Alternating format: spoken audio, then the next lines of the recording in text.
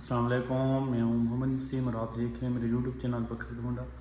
سب سے پہلے میرے چینل کو سبسکرائب کر لیں، اس کے بعد سٹارٹ کرتے ہیں آج کی نئی ویڈیو۔ جیسے کہ آپ کو پتہ ہے کہ ڈکی بھائی کی جو ضمانت کی درخواست ہے وہ ہائی کورٹ کے اندر جمع کروا دی گئی ہے، اور 70% چانسز ہیں کہ کل بروز پیر سموار ڈکی بھائی کی ضمانت منظور ہو سکتی ہے اور ڈکی بھائی کی رہائی ہو سکتی ہے۔ آپ سب نے بھی دعا کرنی ہے، میں بھی دعا کر رہا ہوں کہ اللہ پاک ہمارے ڈکی بھائی کو جلدی سے رہائی عطا فرمائے، کیونکہ اس کیس کا کوئی جواز نہیں بنتا۔ کیونکہ اگر اسی جوبے کو لے کر کیس چلا جائے تو یہ وسیم اکرم بھی اسی طرح کی پروموشن کر چکا ہے، پی ایس ایل کے اندر بھی ہو رہا ہے جوا، اور بھی بہت سی جگہ پر جوا ہو رہا ہے، لیکن صرف ایک بندے سے ہی آپ یہ چیزیں کریں تو یہ غلط ہے۔ اچھا، اب اس کیس کے اندر ایک نیا موڑ آ چکا ہے جو کہ آپ کو پتہ چل چکا ہوگا، اور وہ ہے کار زون والے۔ جی ہاں،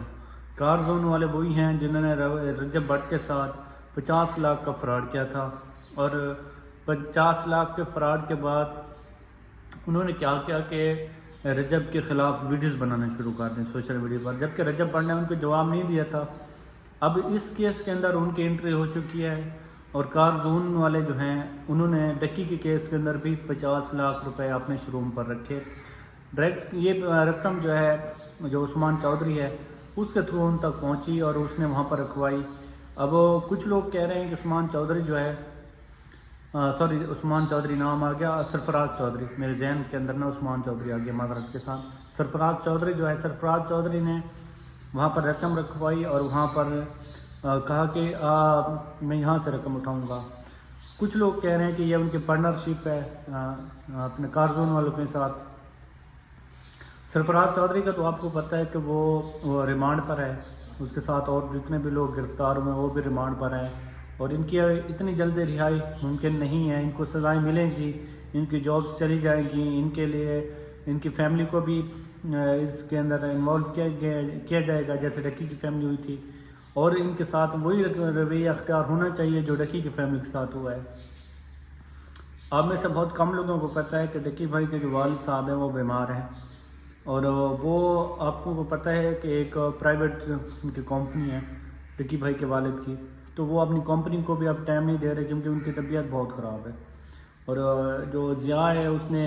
اپنے وکلا کو کہا ہے کہ وہ کیس دیکھے، کیونکہ ظاہر سی بات ہے ڈکی کے پاس جو ہے نا ساری ذمہ داری آتی ہے ضیاء پر۔ اب وہ اپنے والد کو بھی دیکھ رہا ہے، ادھر ڈکی کا کیس بھی دیکھ رہا ہے، اور جو بھی ان کے معاملات ہو رہے ہیں وہ سارے ضیاء دیکھ رہا ہے۔ اب یار جو ڈکی کی فیملی کو تنگ کیا گیا، ڈکی کی فیملی کو اتنا پریشان کیا گیا، اور اب وہ ان پر ہو رہا ہے چودھری سرفراز جو ہے، اور اس کے بعد جو ہے کار زون والے ہیں ان کو بھی اس ایف آئی آر کے اندر شامل کر لیا گیا ہے، کیونکہ اس ایف آئی آر کے اندر کار زون والوں کی بھی ایک اہم جو ہے کردار ہے، اور وہ کردار ان کا یہ ہے کہ انہوں نے 50 لاکھ روپے اپنے شوروم پر رکھے ڈکی کی جو وائف ہے اس سے لینے کے بعد۔ اب 50 لاکھ بہت بڑی اماؤنٹ ہوتی ہے، اور اس جو کار زون والے ہیں ان کے تو ایک پہلے سے ایک جو کردار رہا ہے وہ کوئی اچھا نہیں رہا ہے۔ کبھی یہ اپنا رجب بٹ کے ساتھ فرار کر لیتے ہیں، تو کبھی ڈکی بھائی کی فیملی سے جو ہے نا یہ ایک اغوائے برائے توان لے لیتے ہیں۔ اب جو ایک سرکاری ملازم تھا سرفراز چودھری اور اس کی ٹیم، اب یہ کیا چاہتے تھے کہ یہ چاہتے تھے کہ ڈکی سے ہم اور پیسہ ریکور کریں، اور پیسہ نکالیں، اور وہ سارا پیسہ جو ہے وہ ہم اپنے پاس رکھیں۔ ڈکی کی فیملی کو بلیک میل کیا گیا۔ جو ڈکی کے وکلا ہیں انہوں نے کل جو ضمانت کے اندر یہ چیزیں لکھی ہیں، جو ضمانت کی درخواست انہوں نے دی ہے کہ یہ جو ایک این سی سی آئی کی ٹیم تھی جو سرفراز چودھری کی قیادت میں تھی، انہوں نے ہم سے بلیک میل کے ذریعے بہت سا پیسہ لیا بھی ہے۔ جی ہاں، انہوں نے کہا ہے کہ تقریباً یہ جو 90 لاکھ ہے وہ تو عروب نے بتایا، اس کے علاوہ انہوں نے ہم سے لاکھوں روپے اور لیے ہیں، اور کیونکہ وہ اگر اب ڈکی بھائی کو اگر رہائی مل جاتی ہے تو ڈکی بھائی خود ان پر خود بھی ایف آئی آر کروائے گا، اور کہے گا کہ یہ ایک قانون کی انہوں نے ایک جو ہے لبادہ اوڑھا ہوا تھا، اور یہ ایک غنڈے طرح کے لوگ تھے۔ اور آپ نے دیکھا ہوگا کہ ایک وکیل نے جو ہے سرفراز چودھری کے حق میں سوشل میڈیا پر ویڈیو لگائی، تو لوگوں نے اس کو کومنٹس کے اندر کہا کہ بھائی اگر تم انسانیت ہے نا تو پہلے اس کا کیس دیکھو کہ اس نے کیا کیا ہے. اور لوگوں نے اس کو اچھی طرح سے جو ہے نا